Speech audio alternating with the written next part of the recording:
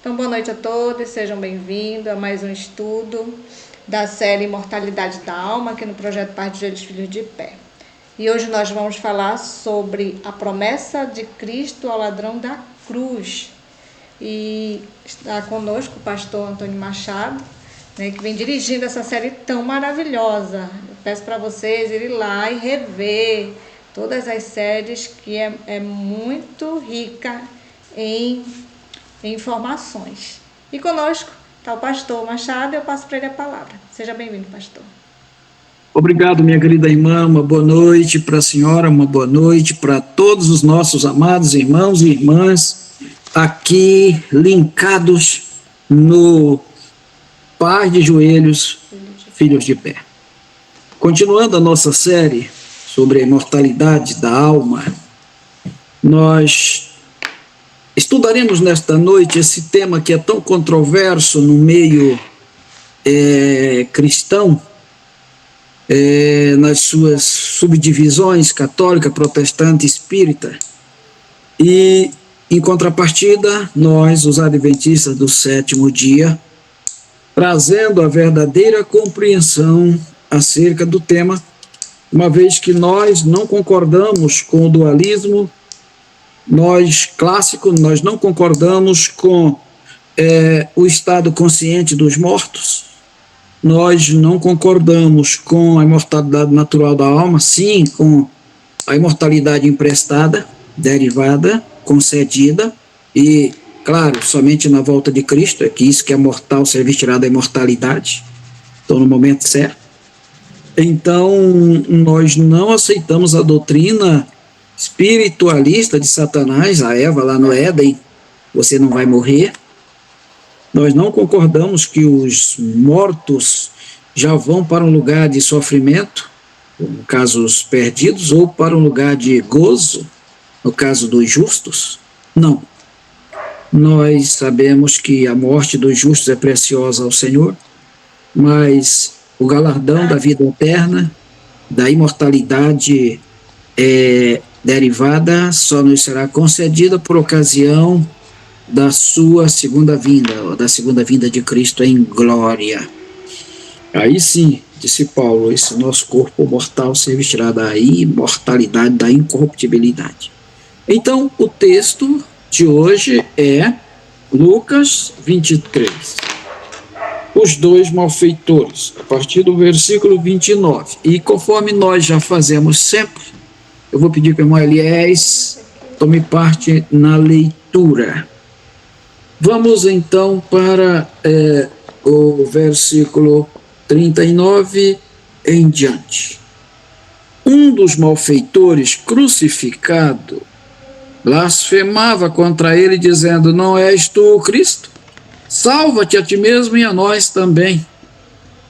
Respondeu-lhe, porém, o outro, repreendendo-o, dizendo: nem ao menos temes a Deus, estando sob igual sentença?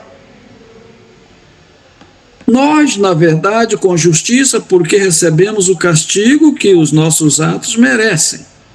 Mas este nenhum mal fez. E acrescentou: Jesus, lembra-te de mim quando vieres no teu reino.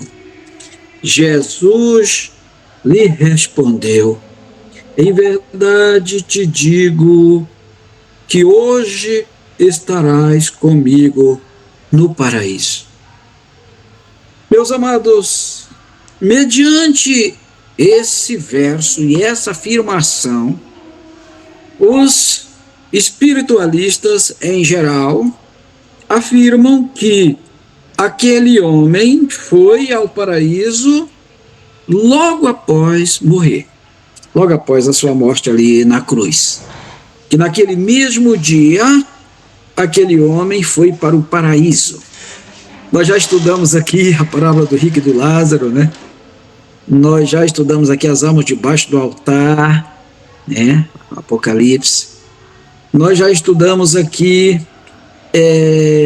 o rico e o Lázaro, já estudamos aqui muitas parábolas, muitos textos que são interpretados de maneira equivocada fora do contexto, onde parábolas são usadas no sentido literal para justificar essa compreensão errada de que a consciência na morte, de que os mortos falam, de que os mortos sabem o que acontece aqui na Terra, de que os mortos se comunicam com os vivos, de que os mortos estão num lugar bom ou ruim, de acordo com a sua vida aqui, e que ali eles estão sentindo dor, angústia, estão sendo atormentados ou estão glorificando, estão no gozo eterno, estão muito felizes.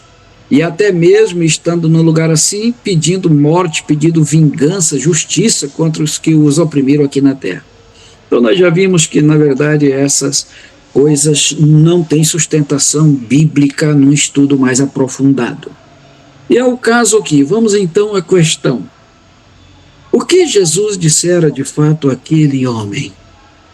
Jesus prometeu a ele que estariam que estarás comigo, que estariam ambos no paraíso naquele dia? Foi isso que Jesus realmente assegurou àquele homem? Aquele homem certamente era um justificado, era um salvo. Ele recebeu naquele momento ali, que confessou a Cristo como seu Salvador, a sua justificação, porque ele creu em Jesus como justificador, como Salvador. Ele declarou que Jesus era justo, que Jesus era santo. E ele disse: nós, com justiça, sofremos o castigo que nossos atos merecem, mas esse justo nenhum mal fez. Então, era uma pessoa convertida, disso a gente não tem a menor dúvida. Mas eu pergunto, o que ele pedira a Jesus naquele momento?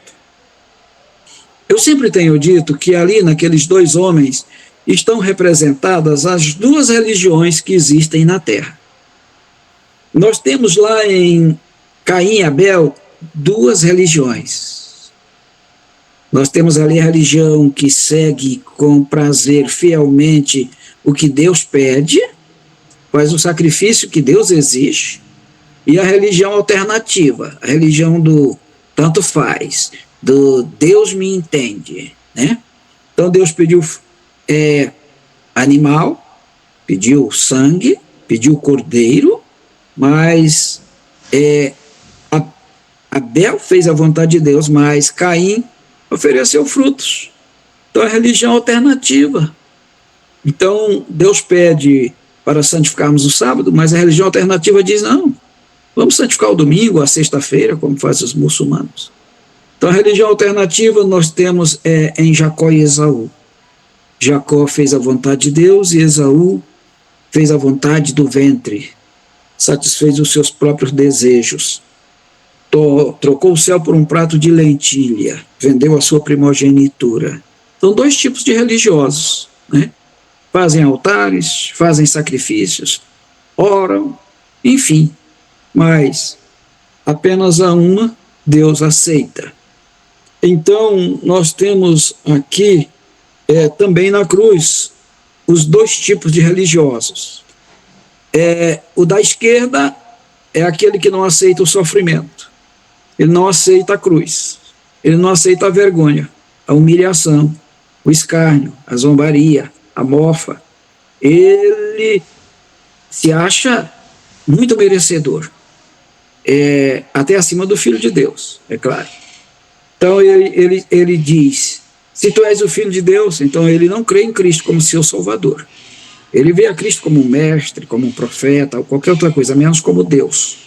Ele diz, se tu és, a mesma palavra que o diabo usou para Jesus, se tu és Filho de Deus, transforma essas pedras em pães, a de Mateus capítulo 4. Agora esse homem repete, porque ele está a falar pelo mesmo espírito do maligno. Se tu és o Filho de Deus, desce da cruz.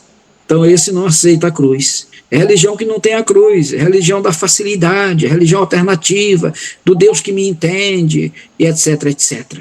Né? Eu estou dando o meu melhor, né? Tanto faz. E a religião, então, que não tem cruz, representando essas igrejas falsas, né? Ele disse, eu não aceito esse salário, Senhor, eu não aceito esse trabalho, Senhor, eu não aceito esse sofrimento, e por aí vai.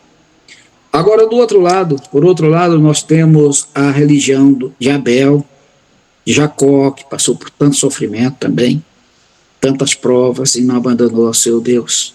Ele não olha o imediato, não é uma religião imediatista. Ele não lamenta o sofrimento físico, mesmo psicológico. A única coisa que o atrai é Cristo, a justiça de Cristo. E ele declara Cristo como justo, igual disse lá o Pilatos, né? Não vejo nesse homem crime algum, ele é um justo. Assim também esse homem diz, né? Não vejo nesse justo nenhum mal para merecer.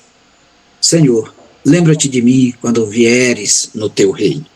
Essa minha versão aqui é a Bíblia Almeida atualizada, e diz exatamente assim: e acrescentou, Jesus, lembra-te de mim quando vieres.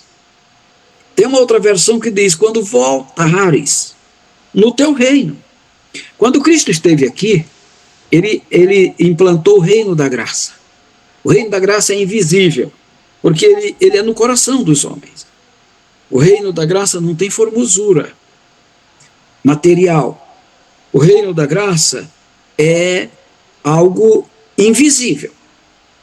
Mas ele voltará em breve, em glória tríplice, como Rei dos Reis, Senhor dos Senhores, para implantar o reino da glória. Ali representado em Mateus 17, na transfiguração, Cristo em tríplice glória. Então ele virá como Rei da glória. E foi o que aquele homem pediu. Ele acrescentou, Jesus, lembra-te de mim quando vieres no teu reino. Quando vieres, quando voltares no reino. Aquele homem já tinha ouvido muito de Cristo. Ele já tinha ouvido muito sobre o Evangelho. Ele já compreendia com perfeição essa doutrina da segunda vinda de Cristo, do perdão dos pecados, da ressurreição final, da imortalidade concedida, da glorificação, e por ocasião da segunda vinda de Cristo.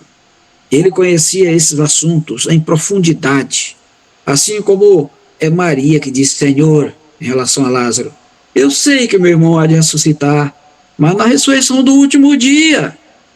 Então esse homem também conhecia esse assunto, sobre a ressurreição do último dia, quando todos os justos haverão de ressurgir para receber o galardão, para receber a sua recompensa, conforme lemos em Mateus 26, né? Então, ele dirá, o rei dirá, aquele que virá no reino da glória.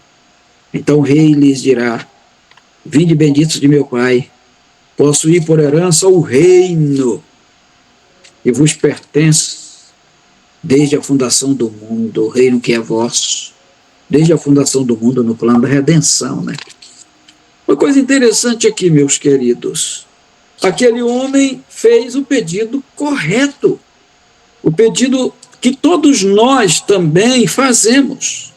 Senhor, lembra-te de mim quando vieres no teu reino, quando voltares no teu reino. Interessante é que a resposta de Jesus foi afirmativa. Jesus disse, em verdade te digo hoje, vírgula, estarás, então o verbo aqui de tempo está para o futuro, né? Numa linha temporal futura. Então, na verdade, estarás. Então, promessa para o futuro, comigo no paraíso. Então, Jesus assegurou àquele homem a salvação, porque o paraíso é o lugar dos salvos, no final da nossa jornada terrestre, vamos ver ao longo do estudo. E Jesus afirmou para ele, Jesus lhe assegurou, em verdade estarás comigo no paraíso. Só que quando João Ferreira de Almeida fez a tradução, então ele traduziu de acordo com a sua compreensão. É uma coisa que nós não acreditamos sobre a inspiração verbal das Escrituras. Isso não existe. Na verdade, o profeta ou o escritor, ele usava o seu vocabulário, ele usava, a não ser aquilo que Deus lhe dava textualmente. Então, ele usava o regionalismo, ele usava a sua própria compreensão naquilo que escrevia.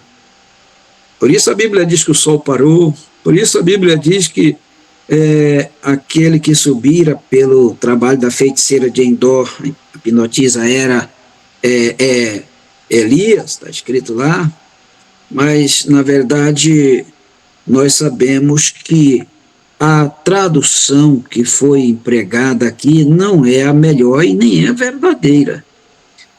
Nós temos aqui dois grandes estudiosos, Joseph Ritterman, se é que eu pronunciei corretamente, no Novo Testamento enfatizado, ele traduz essa passagem nestas palavras: em verdade te digo, neste dia estarás comigo no paraíso. Olha que coisa. Em verdade te digo, neste dia, no lugar de hoje, né? Nós temos aqui outro tradutor, Jorge Lanza. Ele diz em sua tradução do Novo Testamento de fontes aramaicas, ele o traduz como segue: em verdade lhe digo hoje, você estará comigo no paraíso. Olha que coisa linda. Aqui está a tradução correta. A tradução correta para a resposta de Jesus. Não a que Almeida colocou aqui, porque Almeida cria que ele próprio, ao morrer, iria direto para o paraíso, por ser um ex-padre, né, um sacerdote, agora um pastor, por assim dizer. Então, mas ele estava erradíssimo na sua conclusão. Então ele fez a tradução, o único erro aqui foi mudar a vírgula de posição. Nós já fizemos aqui um estudo sobre as perspicácias com as quais Satanás enganou a Eva. Então ele apenas pegou lá as astúcias, como disse Paulo, ele apenas pegou a frase que era afirmativa e a transformou em interrogativa. Deus disse: de todos os frutos do jardim comereis livremente. Mas Satanás, então, para Eva, falou de forma interrogativa. É verdade que Deus disse: não comereis de todos os frutos do jardim? Quer dizer, ele só trocou, né, o ponto final, como a gente dizia, pelo um ponto de interrogação. Mudou completamente o sentido e com essa astúcia ele enganou Eva. Nós sabemos que a mudança de uma vírgula, se eu tivesse tempo aqui, eu ia dar vários exemplos, pode mudar uma frase positiva para negativa, aquela frase que absolve alguém, pode se tornar em uma frase letal, é uma frase condenatória de morte. Então, é muito terrível. Precisamos observar atentamente a importância da pontuação aqui. Então, Jesus respondeu da forma que foi solicitado. O homem disse: Jesus, lembra-te de mim quando vieres no teu reino. Ao que Jesus aludiu. Jesus respondeu afirmativamente: em verdade te digo hoje. Jesus falava para ele naquela hora: eu te digo hoje, eu te digo neste dia, estarás comigo no paraíso. Mas nunca Jesus afirmou nessas palavras que aquele homem estaria com ele, consigo, com Cristo, no paraíso naquele mesmo dia. Até porque o próprio Jesus não foi ao paraíso naquele dia. Eu vou pedir para o nosso querido Meliés ler Evangelho de João, capítulo 20, quando Jesus Cristo ressuscita, e ressuscitado, ele encontra a discípula, e essa, primeiramente não reconhecendo, achava que ele era o hortelã, e agora Maria Madalena aproxima-se de Jesus. Nós vamos ler todo o contexto, eu vou pedir para o Meliés ler só a partir do verso 17. Maria, entretanto, permanecia junto à entrada do túmulo chorando. Enquanto chorava, abaixou-se e olhou para dentro do túmulo e viu 2 anjos vestidos de branco sentados onde o corpo de Jesus fora posto, um à cabeceira e outro aos pés. Então lhes perguntaram, eles lhe perguntaram: mulher, por que choras? Ela lhes respondeu: porque levaram meu Senhor e não sei onde o puseram. Tendo dito isto, voltou-se para trás e viu a Jesus em pé, mas não reconheceram que era Jesus. Perguntou-lhe Jesus: mulher, por que choras? E a quem procuras? Ela respondeu, supondo ser ele o jardineiro, respondeu, perdoe-me: Senhor, se tu o tiraste, dize-me onde o pusestes e eu levarei. Disse-lhe Jesus: Maria. Ela, voltando-se, lhe disse em hebraico: Rabone, que quer dizer mestre. Mas, aliás, leia o 17 para nós, irmão, por favor. Disse-lhe Jesus: não me detenhas, porque ainda não subi para meu Pai. Mas vai para meus irmãos e dizei-lhes que eu subo para meu Pai e vosso Pai, meu Deus e vosso Deus. Muito obrigado, irmão. Observem que no terceiro dia depois da sua morte, ou seja, no primeiro dia da semana, Jesus disse à discípula: ainda não subi para meu Pai. Onde o Pai habita? No paraíso. E Jesus não poderia ter dito para o homem, naquela sexta-feira, às 15h, estarás comigo no paraíso hoje mesmo, se o próprio Jesus não fora ao paraíso, se ele não iria ao paraíso. Segundo a profecia, ele estaria 3 dias e 3 noites no seio da terra. O seio da terra, que no estudo passado eu não enfatizei, era e é Jerusalém. A terra principal, a terra que manava leite e mel, a terra da promessa, o centro do planeta, geograficamente falando. Então, a rainha de todas as terras.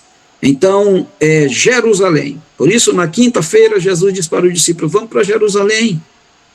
E eles disseram: mas mestre, quiseram matar-te lá, e eis que vais para lá. Ele disse: é chegado a hora.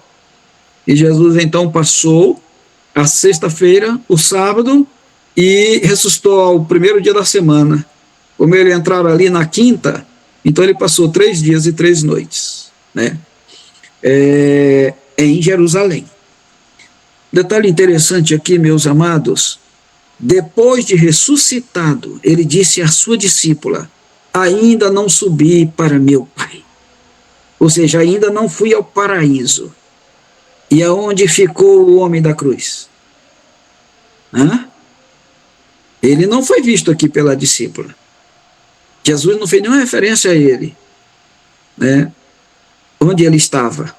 Ele estava na sepultura, inconsciente, no sono da morte, como todos os demais justos, esperando a ressurreição de Cristo para que receba a promessa que Cristo lhe fizera, porque ele vai dar o galardão da vida ou da morte na sua vinda.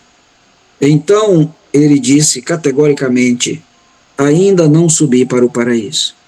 Eu vou pedir para o Elias ler para nós, na segunda carta de Paulo aos Coríntios, capítulo 12, o versículo 4, uma referência que nós temos aqui, segundo aos Coríntios 12, 4, acerca do paraíso. Quando somente alguém declarou ter... Eita. Desliga, amor. Vem. Estaremos com ele ali no seu reino, ali no paraíso, ali junto ao Pai. Somente após a sua segunda vinda e a ressurreição.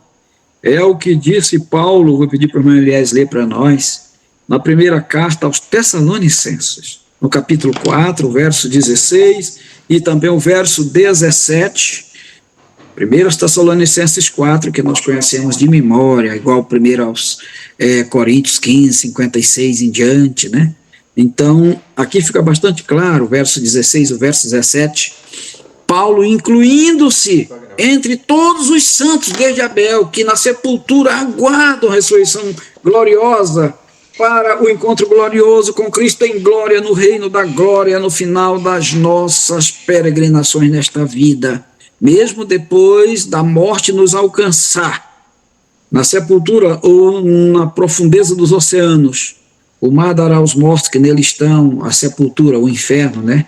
O Hades dará aos mortos que nele se encontram, e então agora ressuscitados, glorificados, ainda mortais, né? É bom que se diga, mas transformados em corpos gloriosos, sem nenhum defeito físico, ou seja, restaurada a imagem moral que o Evangelho faz hoje, e a imagem real, física de Cristo. Então nós subiremos, porque seremos semelhantes a Ele. Teremos a imortalidade que Ele nos dará, nos concederá, e teremos um corpo glorioso. E então lê, irmão, para nós, 1 Tessalonicenses, repito, 4, 16 e 17.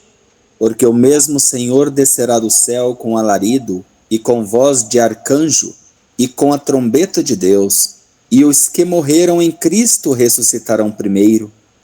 Depois nós, os que ficarmos vivos, seremos arrebatados juntamente com Ele nas nuvens, a encontrar o Senhor nos ares, e assim estaremos sempre com o Senhor. Obrigado, meu querido irmão. Aleluia, glória a Deus. Que coisa maravilhosa, irmãos. Eu fico assim, radiante. É isso que me fascina, irmão. É isso que me motiva, que me dá toda a força para prosseguir. Olha só que coisa maravilhosa, que promessa maravilhosa, né? Porque o mesmo Senhor descerá do céu com alarido e com voz de arcanjo, com a trombeta de Deus, no seu reino de glória, em tríplice glória, como ele mesmo prometera, na glória do seu Pai, na glória dos santos anjos, e com todos os anjos com ele, na força do seu poder. E então agora os que morreram em Cristo, disse Paulo, como é o caso daquele homem, ressuscitarão primeiro. E ele diz, incluindo-se, e nós, os que estamos vivos, seremos transformados e glorificados, subiremos para receber o toque da imortalidade, para viver com Cristo para sempre no paraíso. E é nesse momento que o Dimas subirá, e nunca antes, em nenhum momento. Na verdade, a ele foi bastante claro Jesus. Em verdade te digo hoje mesmo, estarás comigo no paraíso. Muito interessante. Nós já estamos nos encaminhando para o final, e vamos para a galeria dos heróis da fé, mulheres, aos Hebreus 11. Hebreus 11. Eu quero dizer que aqui nós podemos incluir também aquele homem, o ladrão da cruz, da direita. Nós podemos aqui incluir o Dimas, ele não entrou aqui não, mas, sinceramente, como salvo, como um herói da fé, que ele foi um herói da fé, sim, ali foi um tição tirado do fogo, um caso perdido, humanamente falando, ele poderia estar nessa galeria aqui. Nós temos aqui os Hebreus 11, né, exemplos de fé extraídos do Antigo Testamento, os primeiros heróis, é o título da minha Bíblia, só pode dizer um pouco diferente. Aí começa de Abel, vem aqui de Abel, né, e que foi o primeiro mártir da fé, primeiro mártir pelo Evangelho. Aí nos fala de Noé, né, no versículo 7, continua aqui no verso 8 falando de Abraão, já falando aqui dos patriarcas, né, Abraão, Isaac, Jacó, né, José e tantos outros patriarcas. E nós vamos fechar esse capítulo com a palavra de ouro do versículo 13. Vou pedir para o Elias ler, por gentileza. Todos estes morreram na fé, sem terem recebido as promessas, mas vendo-as de longe e crendo-se e abraçando-as, confessaram que eram estrangeiros e peregrinos na terra. Obrigado, irmão. Paulo diz, todos esses morreram firmes na fé. Eles esperavam a cidade que é de cima, cujo construtor e artífice é Deus e não o homem. Esses esperavam Jerusalém, que é livre, e não a da terra, que é escrava. Esses esperavam um reino, assim como aquele homem. Então, Paulo aqui fecha, né, depois de pegar os heróis desde Abel, pegar os patriarcas, Aí ele diz, todos estes morreram na fé, igual Dimas também, morreu na fé de que Cristo o havia aceito, o havia salvo, na fé de que Cristo voltará em glória futuramente para buscá-lo, para salvá-lo da presença do pecado, salvá-lo para sempre, para dar-lhe um direito ao paraíso.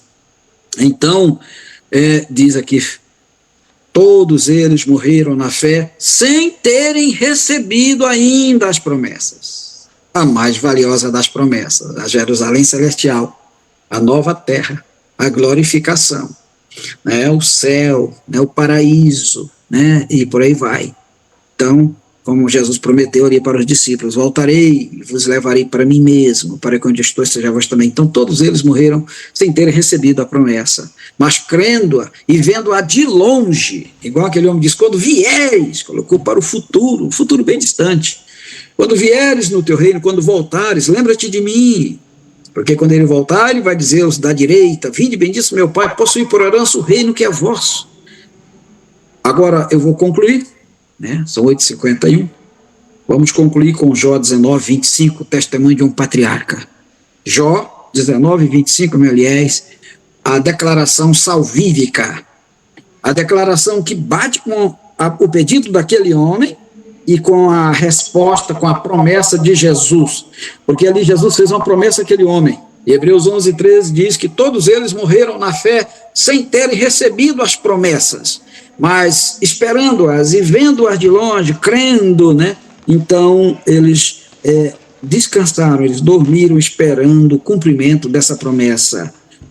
Jó 19:25, depois da terrível experiência que passara, depois de saber que haveria de morrer, porque Deus deu toda uma visão panorâmica para ele, até a glória, até a eternidade. Então Jó fez essa declaração maravilhosa, que quem a levar a sério não será enganado pelo malabarismo feito aí, né, através de traduções truncadas, erradas, e para abonar uma filosofia que não tem apoio bíblico. Então, vamos concluir, aliás. Porque eu sei que o meu Redentor vive, e que por fim se levantará sobre a terra. Lê o verso seguinte, irmão, por favor. E depois de consumida a minha pele, contudo ainda em minha carne verei a Deus.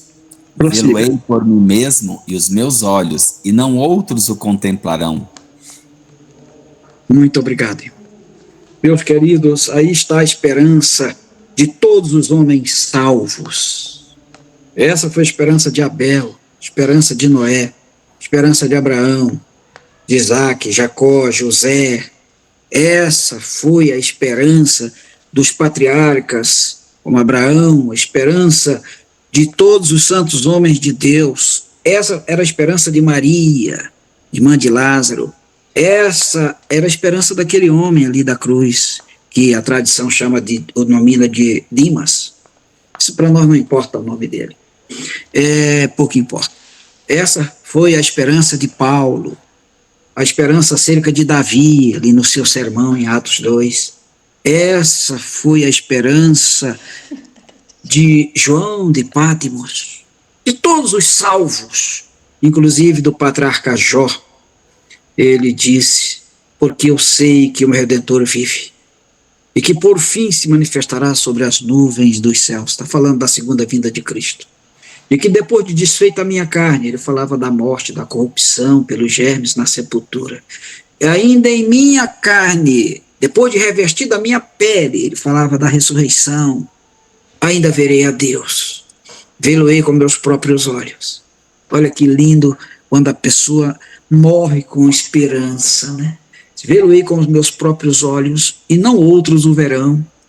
Olha que coisa linda.